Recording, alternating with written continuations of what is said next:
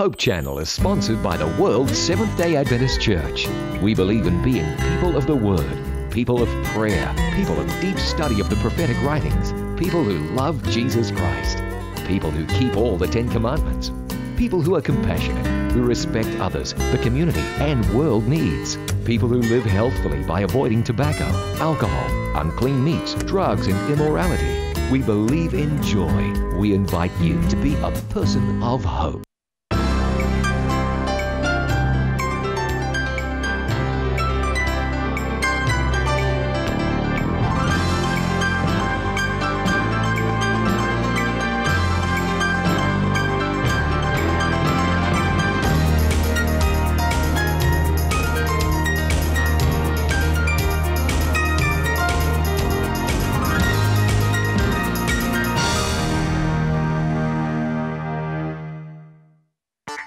More practical tips. More up-to-date info. More certified resource persons. More timely themes. And more fun. This is Dynamic Living 2013.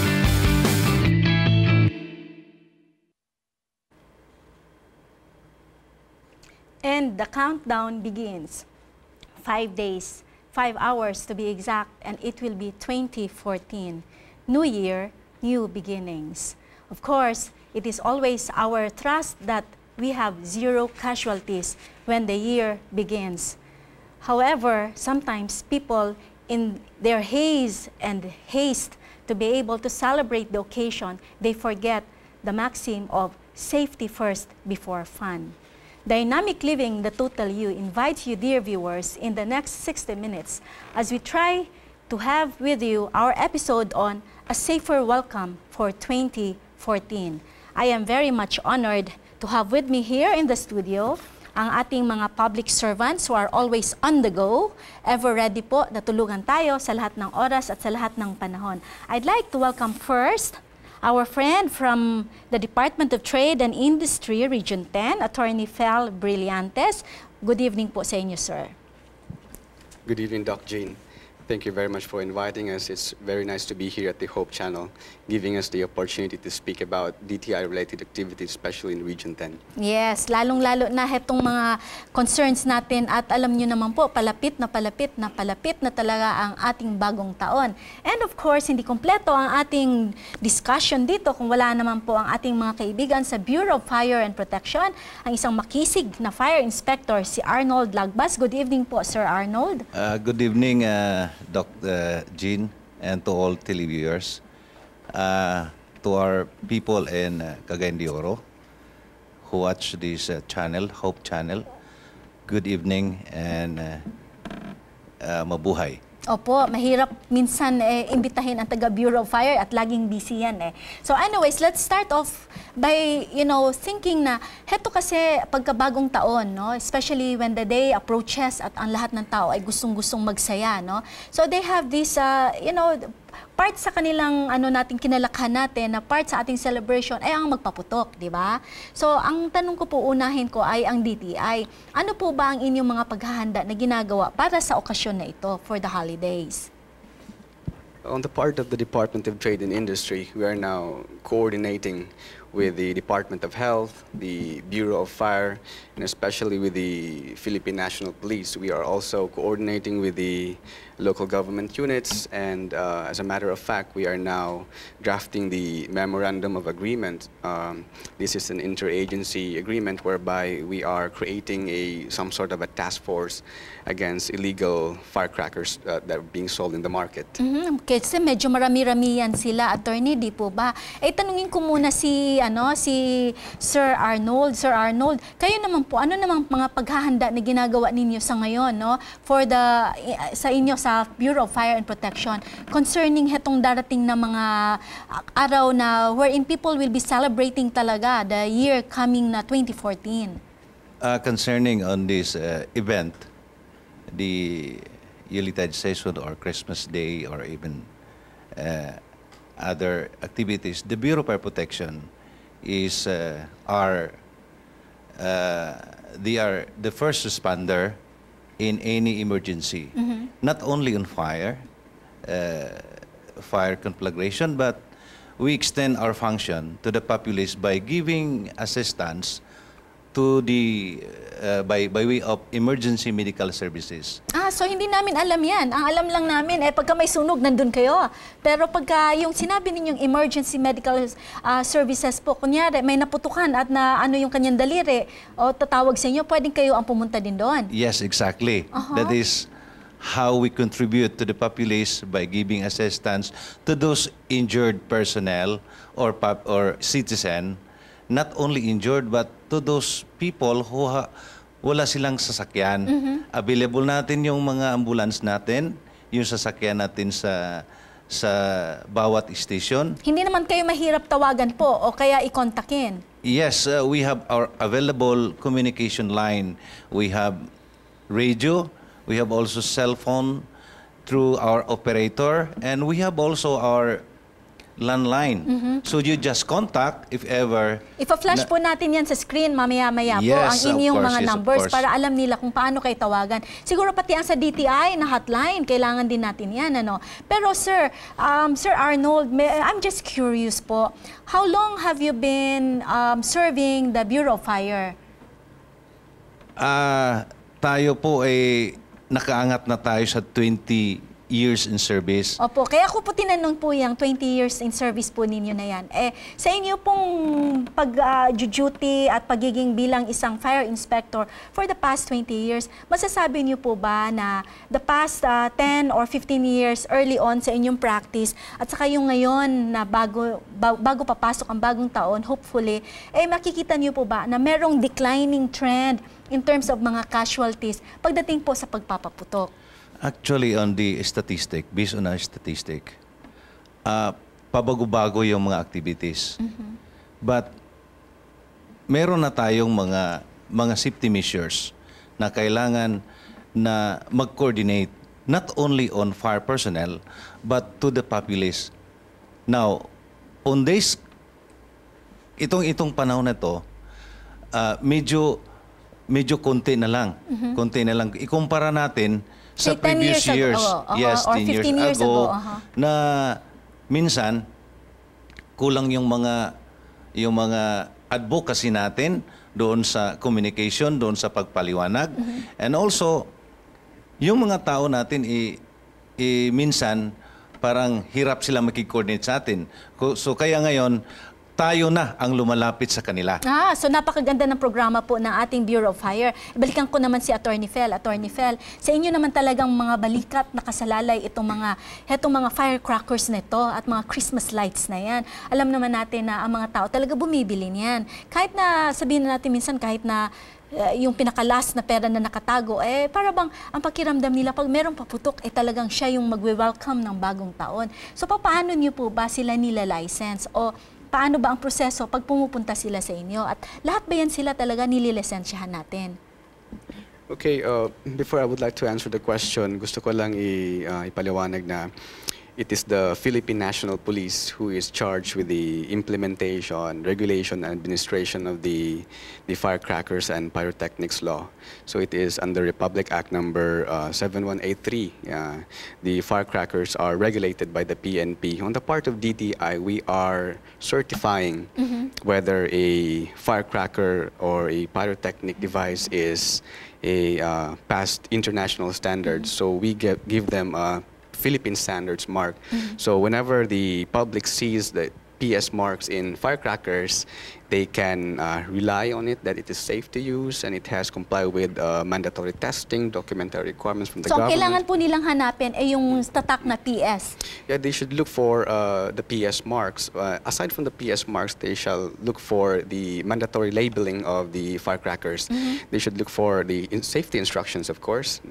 It shall be written in Tagalog and in English. In English, para maintindihan nila yun. And they shall look for the name of the manufacturer, the address, so that in case of injuries, they can complain with the appropriate authorities.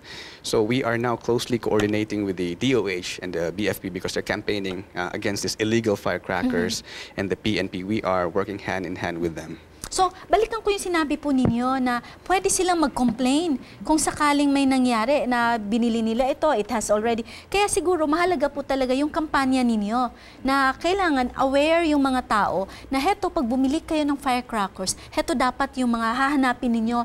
Pareho lang ba yan? Pag bumili tayo ng pagkain, may label yan eh. Binabasa natin yung nutritional value, ilang calories ba yun, lalo na sa mga nagda-diet kagaya ko, o kaya naman gaano ba ang salt content noon para sa mga high blood na mga tao. So yung sa inyo, ang sinasabi nyo po, yan din, meron din siyang mga labels na ganyan. Yes, yes, Doc.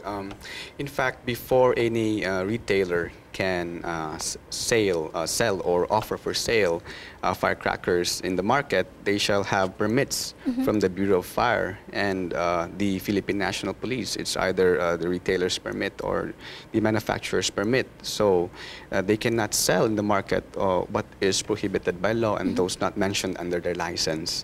So, pero that's surprising kasi prohibited by law. And yet nakikita natin marami dyan sa mga bangketa. Paano yun, Sir Inspector? Actually, i-add-on ko lang yung sa explanation ni Attorney.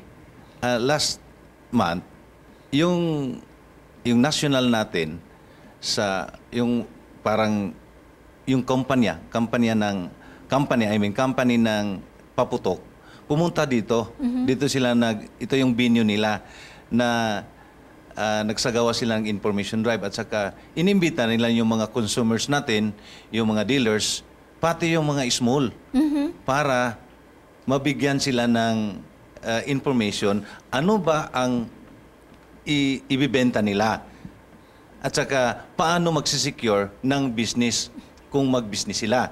So kaya sabi ni Attorney, tama yon. Meron tayong cooperation, meron tayong naka-incorporate yung task force na yan doon sa PNP, sa Fire at saka sa DOH. So, kung baga, it's already an interagency right now. Yes. So, hindi lang siya sabihin na natin na kayo lang ang nakatask na bantayan ito, hindi lang din ang PNP, hindi lang ang DOH para sa mga casualties, kundi pati ang DTI, kasali dyan. Yes. Do you do random checking o hindi na po sa inyo yan?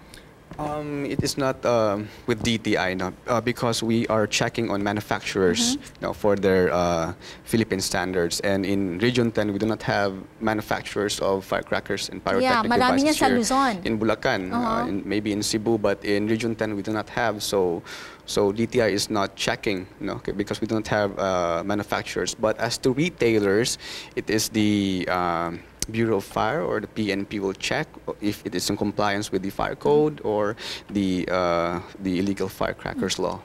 So paano po yun, Sir Inspector? Sabi ni Attorney, kayo daw po yung random check nitong mga retailers na to. And do you do that, especially this coming holidays? Yes, tama yun.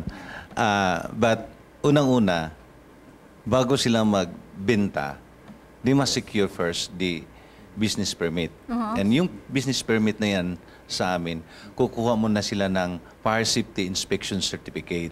Now, ano ba yun? Yung small, yung mga retailers natin ay nag-rely sila doon sa yung mga malalaki. So yung mga malalaki, meron tayong mga measures at saka requirements din. Unang-una, yung paggawa nila. Pangalawa, meron tayong mga 7 factors containing hazard na kailanganin nila. I-comply nila yon. I-comply nila. Paano niyo po malalaman ngayon kung kinu-comply nila yan? If the big companies are compliant with it, pero yung mga retailers natin, yung mga nasa bangketa, puntahan po natin yung Kogon lang sakali, no? Pagka napasyal kayo doon. Nakikita niyo po dyan, marami talagang nagbibenta. Paano po yan sila? Are they also compliant with whatever is being dictated upon by law? Paano po natin sila ma-check na yung kanilang binibenta doon ay talagang purely legal na yung mga firecrackers? Hindi yung may mga halo, di ba? Merong mga house show minsan eh. Paano po yun? Una yung business permit sila. Kung nagka-secure sila ng business permit at saka Fire Safety Inspection Certificate. Now, tungkol naman doon sa binyo. Kasi dito tayo sa binyo. Yes, kung saan. Kasi minsan, kahit saan sila nagbibenta. Meron tayong mga designated area na wherein doon lang sila safety. Bawal sila sa mga mall. Bawal sila sa mga building na nasa loob. Merong mga designation. Bawal din po ba sila sa may mga residential areas? Hindi naman. Hindi naman. Kailangan lang meron silang mga ano tawag dito, yung bang mga safety measures nila. So, kasama po ba dyan, Attorney Fel at saka Senior Inspector, na yung mga Christmas tree na mga ilaw na, na napakaganda naman ng mga ilaw na to, and yet we would hear na, uy, biglang sumabog, kaya nasunog yung bahay. Paano yun? Kasali po sa inyo yun. Yeah, it is part of the mandate of DTI. As a matter of fact, the provincial offices of DTI have already confiscated several boxes of uncertified Christmas lights because it's really posing dangers to the public, no? Kasi masunog man na siya if it's unregulated. That's true. Yeah. So paano yun pag nasunog yung bahay? Ang magkakaproblema sila si Sir Arnold naman, di po ba? So meron ba tayong tinatawag na bawal magpaputok sa isang lugar nito? Are there areas na designated lang na pwede siyang magpaputok doon? Who would like Yes, halimbawa doon sa market. Kasi ako naka-assign ako sa Puerto Fire Station. Now, yung ginagawa namin dati, clustered. Yung mga paputok dito kayo, parang ina-arrange natin sila. Di naman natin binabawalan. But i-arrange natin sila according na ma-limit or maiwasan yung hazard. At saka siguro, sir, maganda yung ginagawa ninyo, attorney, yung sinasabi nila na kina-cluster nila.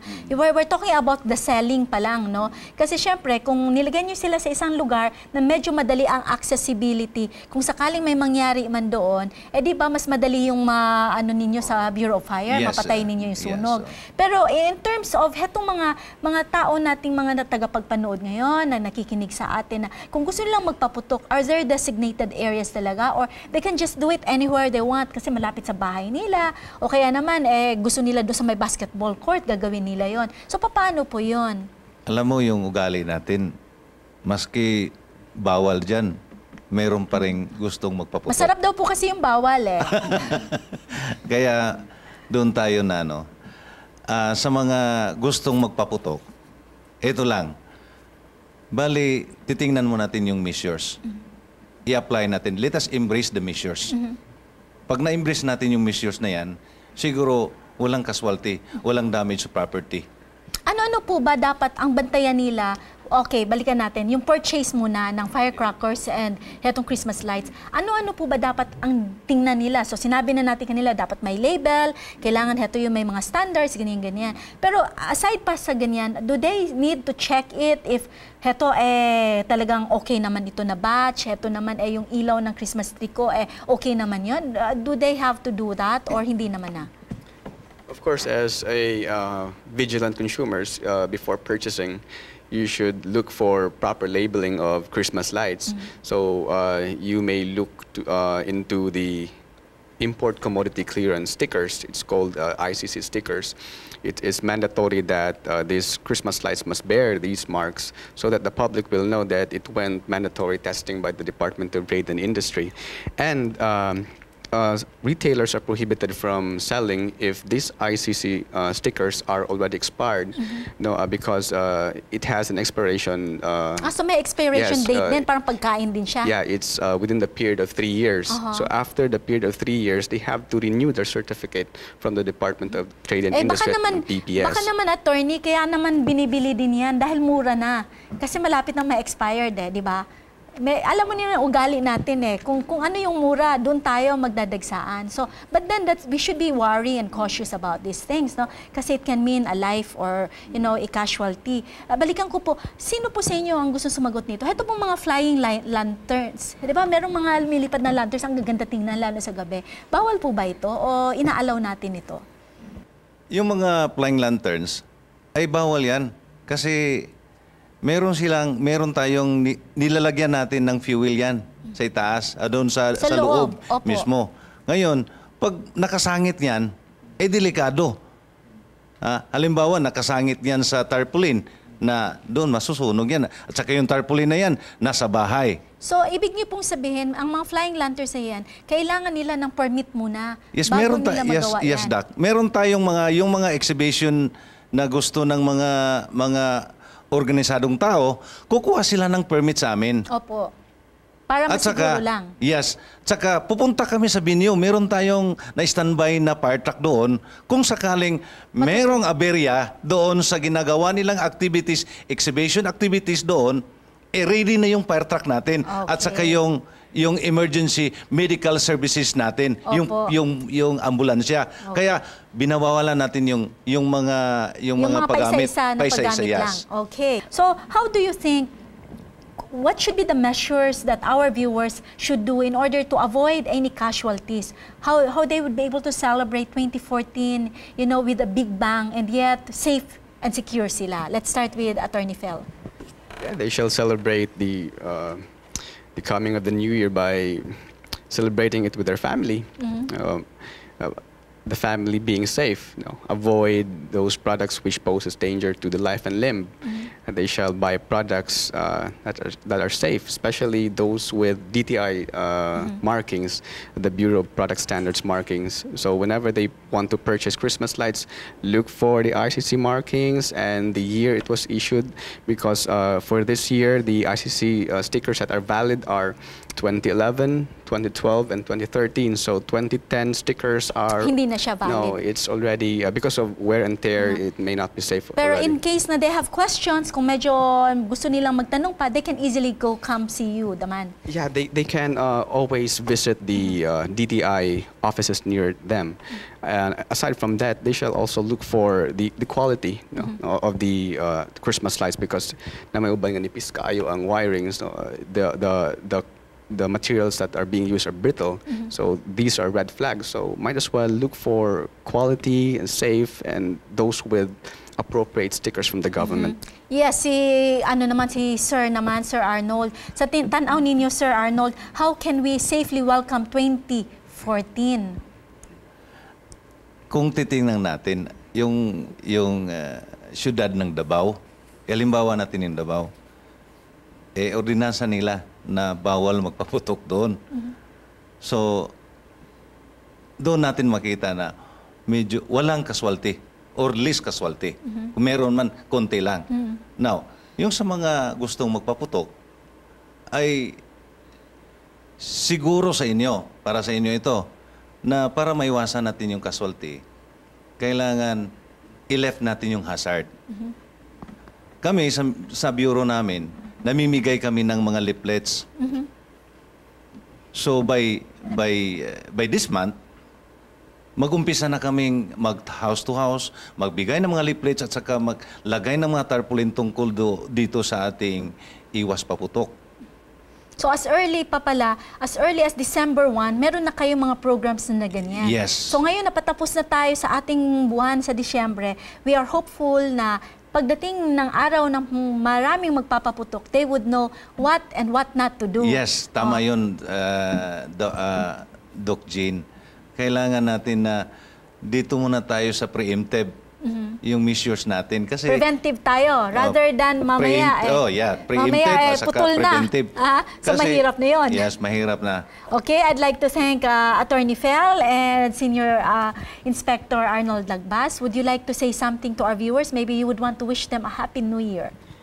Yeah, in behalf of the Department of Trade and Industry, I would like to remind the public that before purchasing Christmas lights or firecrackers, look for the appropriate DTI stickers. When it is Christmas lights, look for ICC stickers. If it is firecrackers, look for the PS certification. And if you have complaints against these establishments who are selling firecrackers, you can always lodge the complaint with us. You can visit us anytime, as long as it is office hours, of course. You can also lodge your complaint in writing, or you can just call us.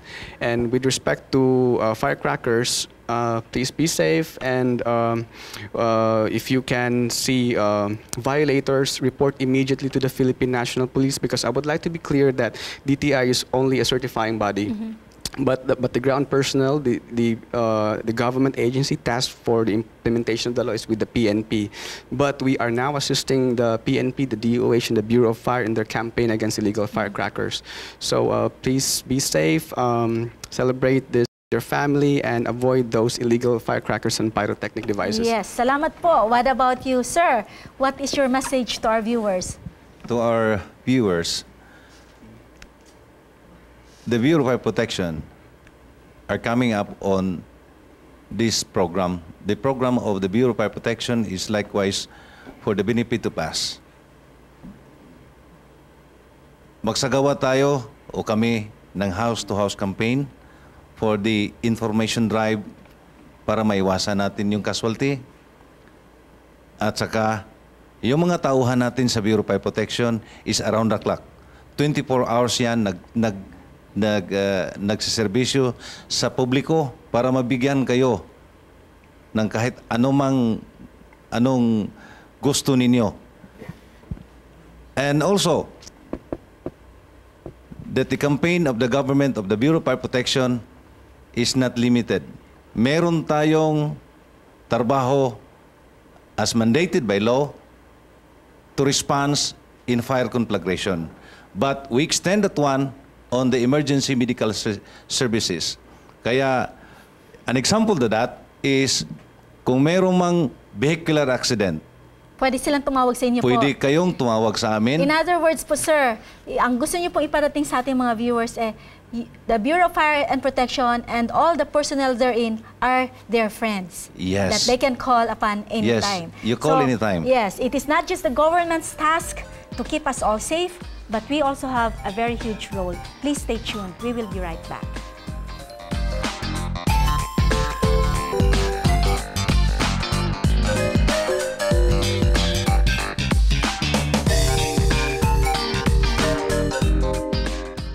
There is a time for everything, and a season for every activity under heaven.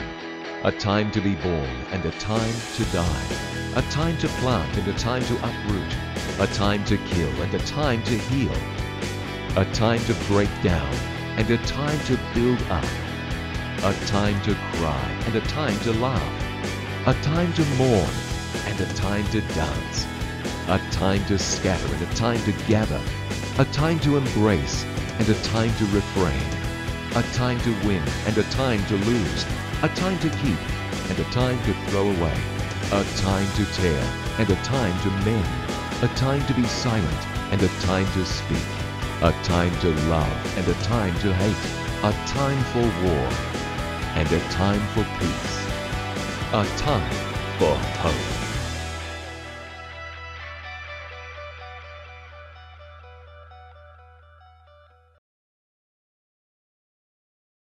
Presenting the all-new Hope Channel.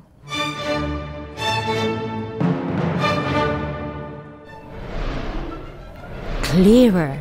Mga personalidad nga adunay kaikag sa pagbarog sa kami nga magtiayo. Kaya siya nga nagpamatuod na kung ikaw Brighter. was confused because ginatanaw nato nga wala na tay kakampi. We are in Stronger. for today is old K-Stop. Arresting the attention. Hindi na bonus na kung maging positive and it makes you Deadly in earnest. Right now, the campers are having their hiking. Bringing Christ to Mindanao. Ang tubig igsuon importante kayo. let's listen to what the nature will speak to us. And bringing Mindanao to the world. Dynamic Living, the Totally Life Invite. to feel the touch of His redeeming love. And the world to come. Akong right lobe, kumplito na siya.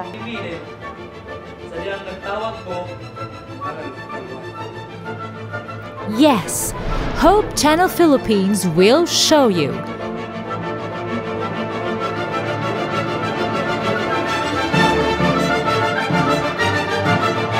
There's hope in Jesus, and there's more to life.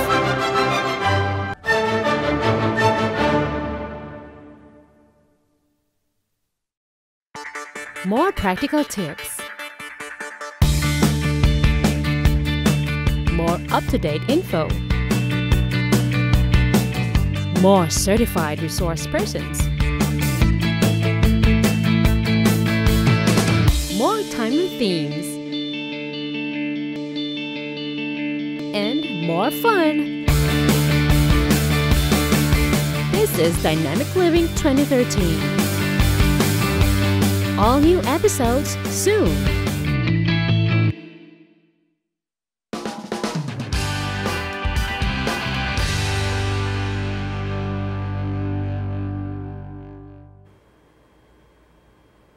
Welcome back to Dynamic Living, the Total You, with our episode, A Safer Welcome for 2014. Kanina po, before we took the break, alam po natin, pinag-usapan natin kung ano mga illegal at ano ang mga dapat na tingnan natin upang malaman natin kung ano yung safe na mga firecrackers at ano ang pwede natin gawin at hindi natin pwede gawin.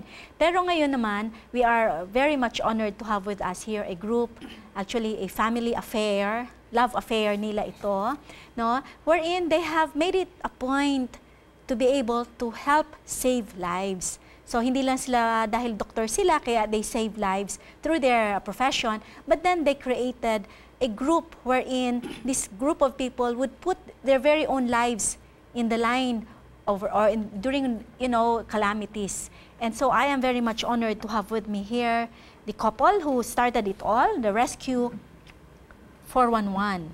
Kala ko nakalimutan ko yung number na yun, 411. So I'd like to welcome to the show Dr. Ferdinand Miranda. Dr. Ferdy, welcome to Dynamic Living. Good evening, Dr. Jean.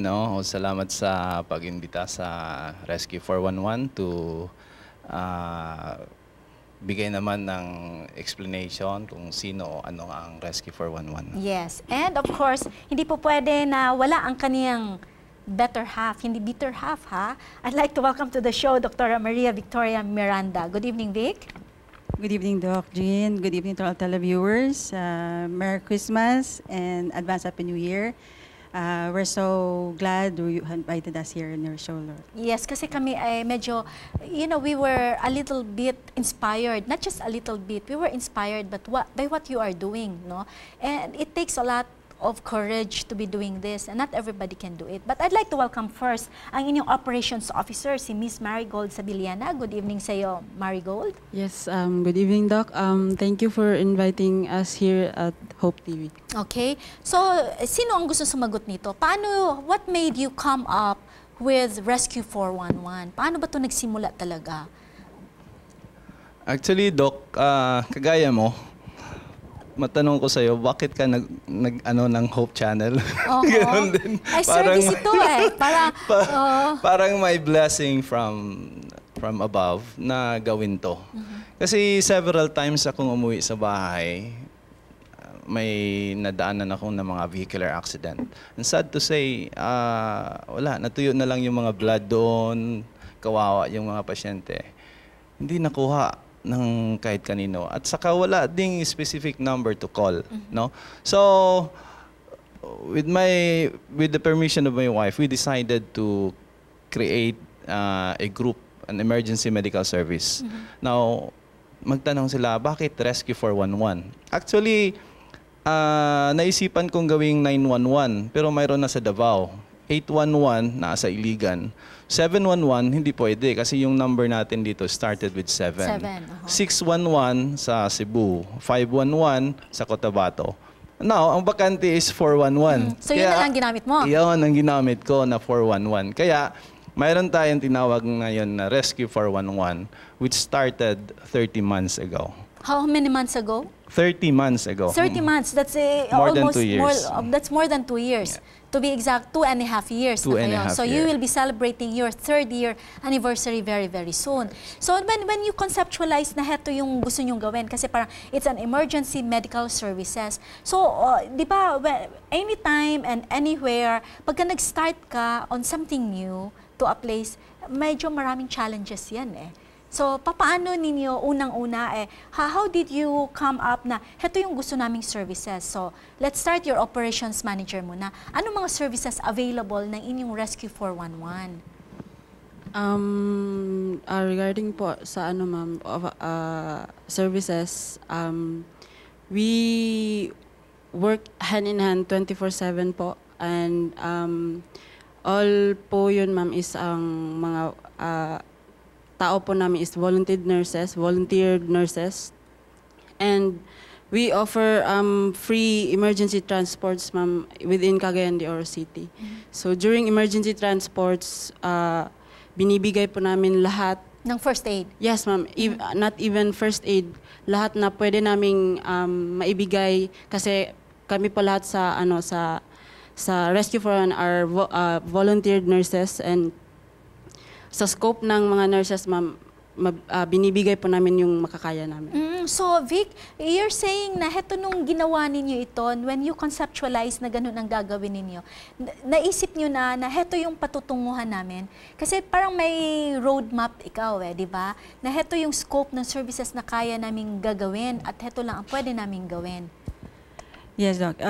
Initially, we really want to cater all the possible emergency cases na yung kaya lang namin ma-cater within Cagayan de Oro muna. Kasi yun nga lang, we're able to procure 2 ambulances only. So, di namin makaya kung hanggang lalabas pa kami ng Cagayan de Oro. So, we only cater those in Cagayan de Oro muna.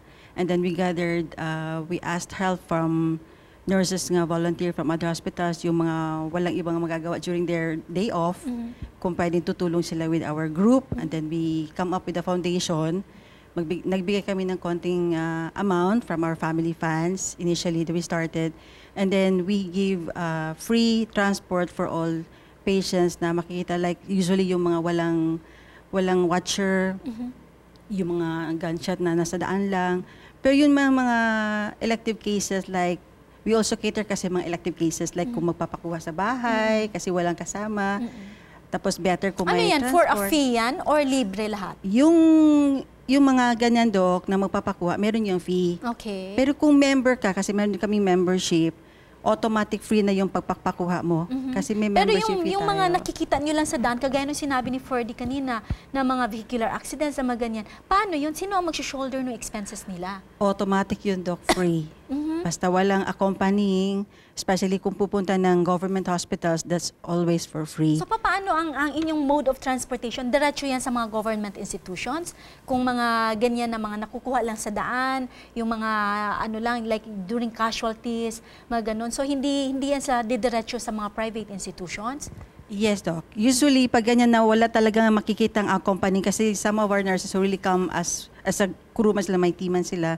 Kung wala talagang mapagtanungan along the venue, incident, the site, they usually bring either city hospital or provincial hospital for help. Okay. But along the way, we have a fully equipped ambulance which will usually we provide emergency. So sino ang nagpa-fund nito?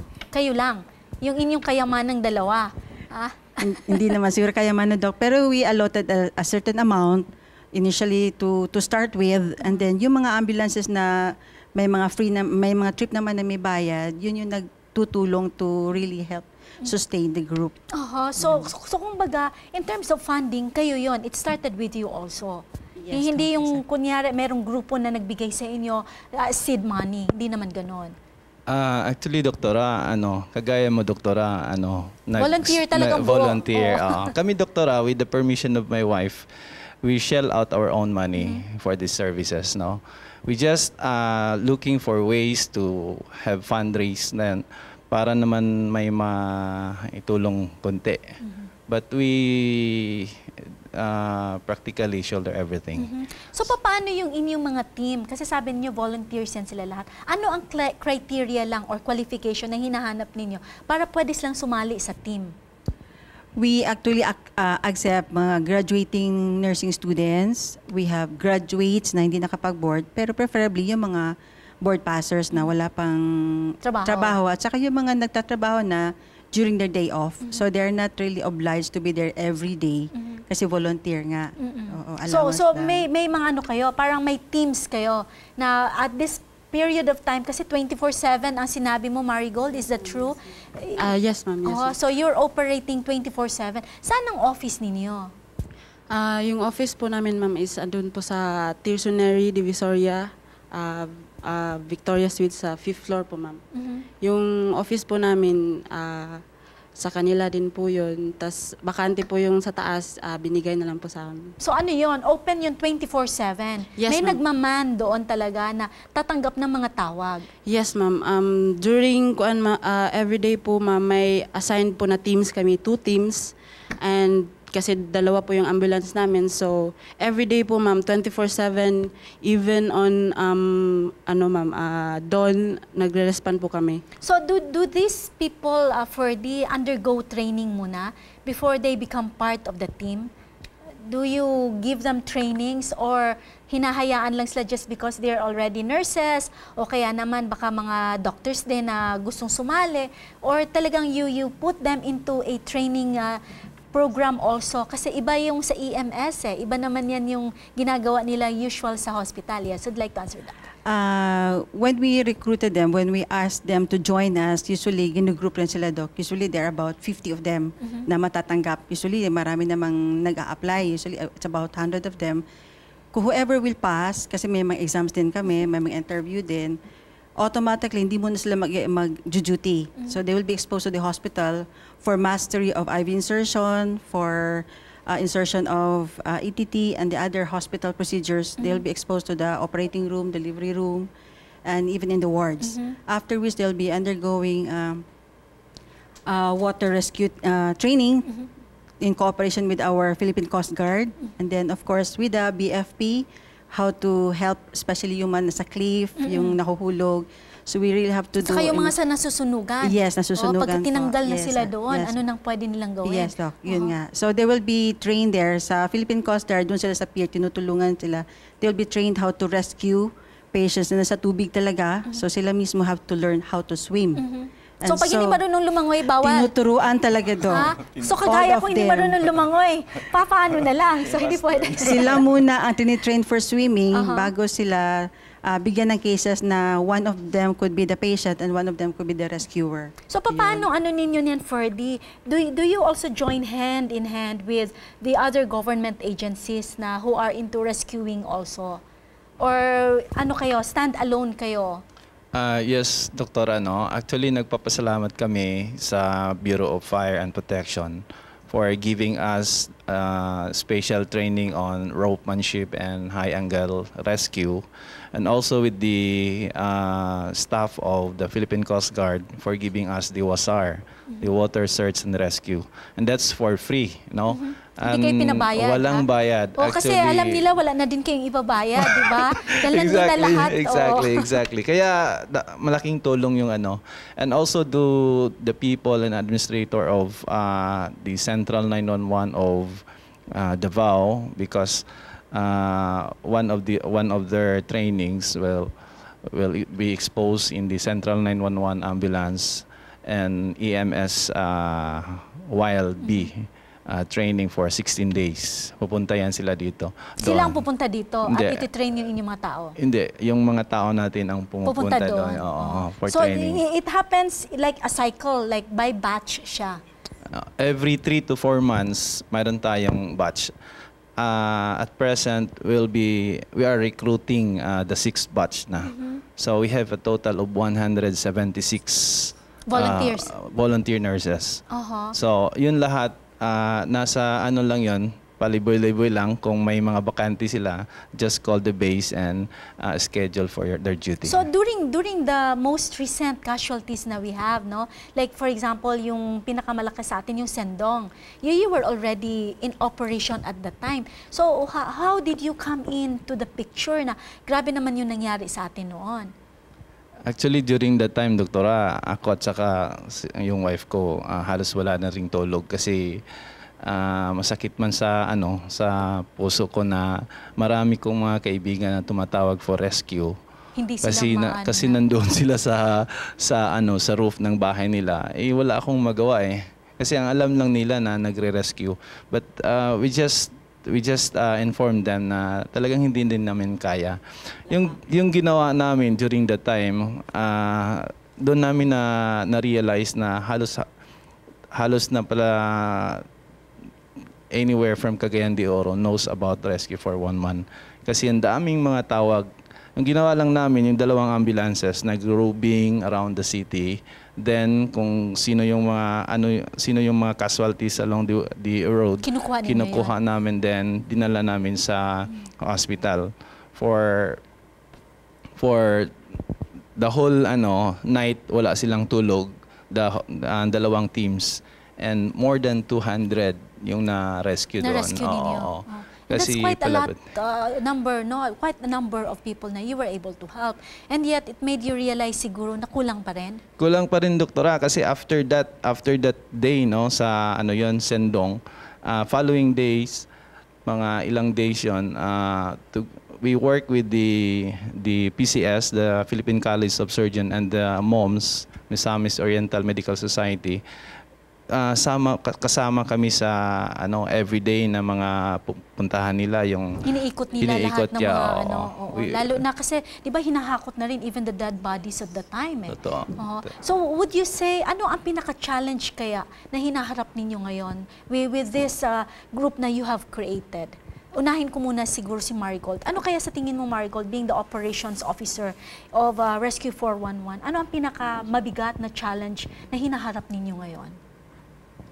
Siguro ho, ma'am, challenge when it comes po kasi sa duty, talagang nakakapagod, pero nakasanayan na po namin 'yan. Siguro po, ma'am, yung challenge is yung mga tao pa na hindi pa alam yung organization po namin, nakapahinayang na hindi sila makatap sa inyong yes, services. Ma'am, kasi andito po kami ang Rescue 411 is binuo po ni Sir Doc Ferdy at Doc Maria Victoria para tumulong po sa Cagayan. Tas malalaman mo na lang na hindi pa pala sila may alam sila dito. Huwag kang mag-aalala, Marigold, kasi heto na yung pinaka-venue mo para ipaalam sa kanila at tutulungan namin kayo through media, di ba? Yes, so partner ninyo kami. Pagka may mga programs kayo, huwag kayong mag-aalala at mag-aatubilit, lapitan kami because anything that is hope for the people, we will always share that with you, no? So ikaw naman, Vic, anong pinaka-challenge na nakita mo na kailangan pang tugunan o kaya naman may mga difficulties pa ba na gusto mong, there are certain things that you would wanna attain and yet kulang na kulang pa. Ano kaya yon? As of now, Doc, sa staffing lang, kasi we've been dividing them into different departments, no? May mga tao na talaga nagmaman. Although some really have to go to a greener pasture probably. So although meron namang pumapasok na bago. So the training will only have to do the same cycle. But the most, so far, yung hinaharap talaga namin ngayon is, to be honest and to be frank, is finances. Finances po. Finances. Since foundation lang ito, tapos kami lang nagpa-funds, and we really need to also to sustain, especially for the nag-duty po ng 24 hours na iba-ibang nurses, we really need this financial support. Sige lang, tutulungan natin kayo through our advocacies also. Paano naman yun, Dr. Ferdy? Sa'yo naman panay finances yung sa kanila Yung sa'yo, ibahin naman natin. Sa tingin mo ba, you are more fulfilled in doing what you're doing now as the founder of the Rescue 411, compared to the other things that you're doing in life? Siguro, Doktor, masabi natin ganun. Kasi, parang fulfilling yung ginawa namin ni Doktora, and no regret, Doktora, na ginamit namin yung sarili naming resources to put up this. Kasi for the past 30 months, more than 4,000 lives na na-save namin.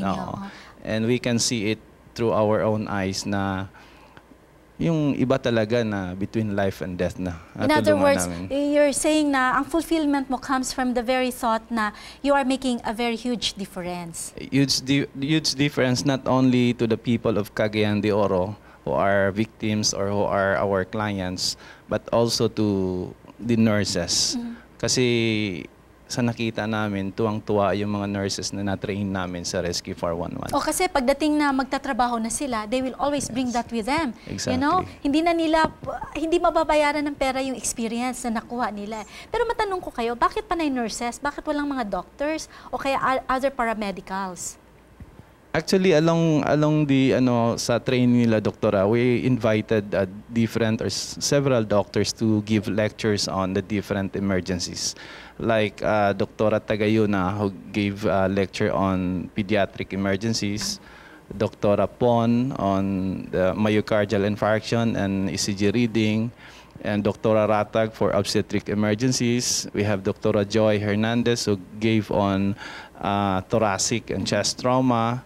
Dr. Lamaira also gave the emergencies on obstetrics, and Dr. Briones, who gave on advanced airway management. In other words, ang nakakatuwa niyan kasi there are also a lot of doctors who have, out of the goodness of their hearts are coming out also to help you through trainings and lectures. No? So malaking bagay na yon. Pero matanong kita, Marigold, memorable experience na nangyari sa'yo nung sumali ka dito sa Rescue 411? Siguro po ma'am nung sa first day ko po sa ambulance exposure po namin dito sa Rescue 411. Nagpanik ka ba? Talaga ma'am. Kasi yung case po noon is near drowning sa may part lang ng Cagayan. Tapos hindi ko pa alam kung anong gagawin kasi nung una akala ko manganganak. Tapos sinabi ng kasama ko na maghanda ka ng yung sea-collar. Tapos magsi-sea collar po ba sa sa nanganganak. So doon pa lang po nagpapanik na po ako. Pero nang dahil po doon napagtibay po yung experience ko po dito sa Rescue 411 at saka hindi ko po yun malilimutan. Okay. Given the funding siguro later on na may mga tutulong sa inyo in regards sa funding and all, what would be, yung pinaka-ultimate goal na gusto niyong marating ng Rescue 411? Actually, we wanted to give services for free to all Cagayanons. We wanted immediate response to all medical emergencies. So we are planning to put up a substation to far area like because as of now nasa Divisoria tayo. We wanted to have a substation with 1 ambulance and 1 team sa Bugo for the Puerto and Lapasan area. Another station at Bulwa, Pueblo, and another at the Limkitkay area. That is so yun for yung magiging futuristic ninyo. Now, which I think naman, we always believe that dreams become realities naman eh. Thank you very much for gracing our show, no? Na marami kami natutunan sa inyo. And as I said kanina, if there's anything that we in the media industry can help you out, we'd like to help out, no? In our own small way also, we are also volunteers. So I'd like to thank you for coming here. Marigold, what would you like to say to our viewers? New Year na New Year pa naman. To all viewers po, Happy New Year at saka ini-invite ko po yung mga nurses sa Cagayan de Oro na sumali po sa Rescue 411 para tumulong po. Join Rescue 411. Hindi lang para tumulong, kundi para sila din matuto. Yes, for their own good, di ba? Yes, Dr. Marivic, what would be your message to our viewers? Merry Christmas once again and advance Happy New Year to all the viewers and to all here in the studio. And we would like to invite again all the nurses to join us with the Rescue 411, and we hope that there will be financial aid, hopefully, that will come and help us to really sustain and help all these volunteer nurses to recruit more and to be able to designate more nurses in different areas para once an emergency will be called up, madali na lang the nearer the station, the better ang rescue. Although we made the point na talagang maabutan naman yung site not less than 10 minutes at most so far. So once again, be very careful kasi Christmas saka New Year. We're not only after of the surgical emergencies this time, hindi lang yung paputok, tsaka yung mga especially yung mga medical problems, yung mga hypertension, kasi maraming pagkain for this season.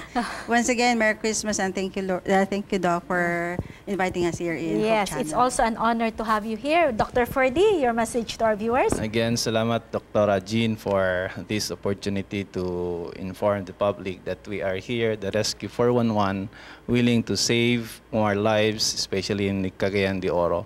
So just inform the public that we have the emergency numbers We will be siguro flashing them i-flash in the yan. TV Oo. monitors. Yan Yes. ang kulang na kasi siguro mga 20% ng Cagayanons lang siguro na nakaalam na mayroon tayong Rescue 411. So please be informed that we are here 24/7 to serve Cagayanons. Yes. Heto po ang ating dapat na mensahe sa ating mga kababayan.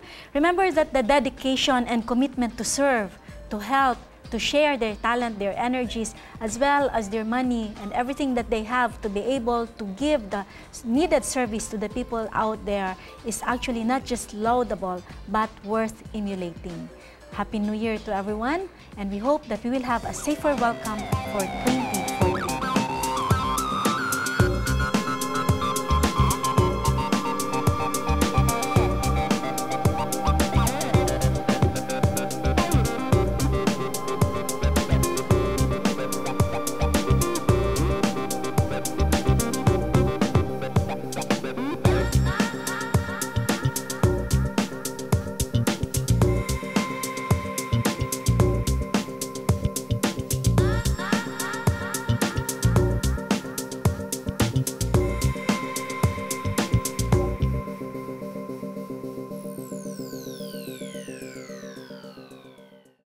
Hope Channel is sponsored by the World Seventh-day Adventist Church.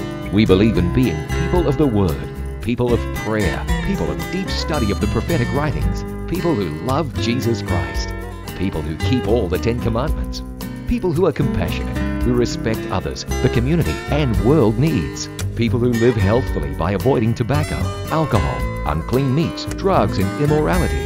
We believe in joy. We invite you to be a person of hope. Presenting the all-new Hope Channel.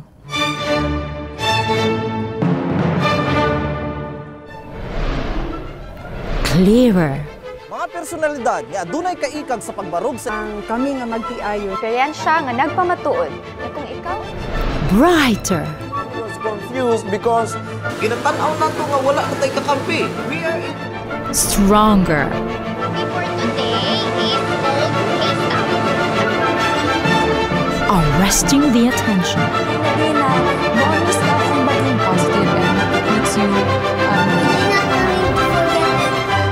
Deadly in earnest. Right now, the campers are having their hiking. Bringing Christ to Mindanao. Ang tubig igsuon importante kayo. Let's listen to what the nature will speak to us. And bringing Mindanao to the world. Dynamic Living the Total Year, live to invite you to feel the touch of His redeeming love. And the world to come. Akong right lobe, kumplito na siya.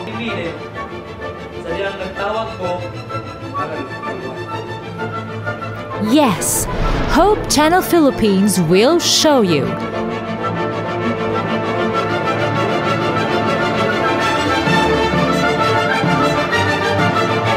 There's hope in Jesus, and there's more to life.